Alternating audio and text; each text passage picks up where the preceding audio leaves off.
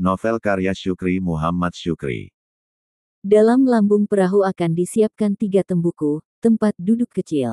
Tembuku di tengah dilubangi dengan diameter 5 cm. Lubang itu berfungsi sebagai tempat menancapkan tiang layar. Ketika angin di danau sedang bagus, dapat digunakan layar untuk menghemat bahan bakar dan tenaga. Repot pun, harus bawa-bawa layar, sanggah Adi. Lah, kain sarungmu bisa jadi layar, kata Pun Raman. Pun Raman menunjuk kain sarung yang disandang Adi, itu banyak fungsinya, kata Pun Raman. Bisa sebagai pengganti selimut, jaket, layar, tempat bekal makanan, dan untuk salat. Adi manggut-manggut, dapat menerima penjelasannya. Lelaki bertubuh kekar itu mulai menggaris dinding perahu, tembuku, ulu dan bagian kemudi.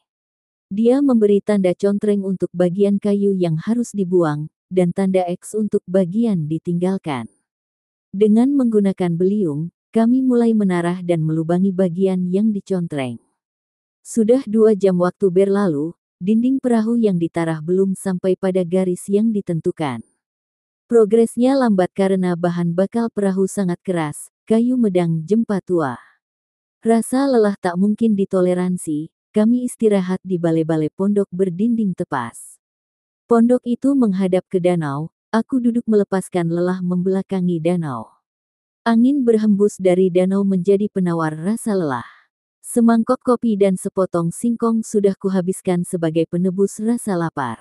Kekenyangan mendatangkan rasa kantuk. Kulepaskan pandangan ke titik terjauh, bertumpu ke kaki bur birah panjang. Di ujung pematang sawah, kulihat 2 orang perempuan sedang berjalan beriringan. Seorang perempuan paruh baya menenteng rantang besar, di belakangnya seorang gadis muda menenteng cerek dan bungkusan. Mereka makin dekat ke belakang pondok, mataku memastikan mereka adalah Rani dan ibunya.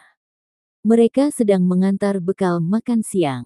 Aku gugup, tetapi kuusahakan gesturku terlihat biasa.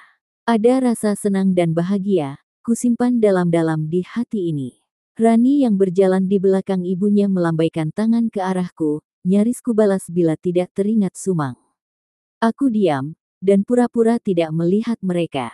Ibu dan anak itu masuk ke pondok, melalui pintu belakang. Bunyi derit pintu didorong dilanjutkan ucapan salam, pertanda kehadiran mereka. Inen Rani, ada bawa bubuk kopi? Tanya Pun Raman kepada istrinya. Ada, jawab bibi remelah. Buatkan dulu kopi kami, perintah Pun Raman.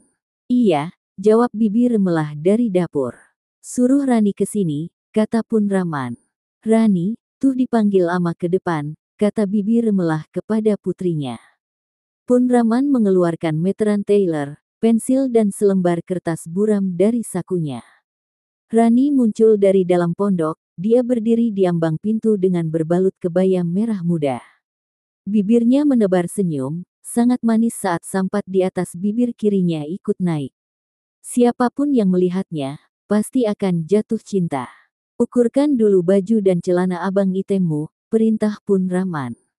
Baik ama, jawab Rani. Diraihnya meteran Taylor, pensil tukang dan selembar kertas buram dari depan Pun Raman. Adi turun dari balai-balai, berdiri tegak di depan pintu. Rani mendekatinya sambil melingkarkan meteran ke pinggang Adi. Dilanjutkan mengukur panjang celana, lingkar pinggul, lebar paha, lebar ujung kaki, dan lebar selangkangan. Rani melanjutkan mengukur baju Adi, beralih ke belakang Adi. Dia mengukur lebar puncak dari bahu kiri ke bahu kanan. Meteran diturunkan ke bawah, mengukur lingkar dada. Lalu, diturunkan lagi lebih ke bawah, mengukur lingkar pinggang.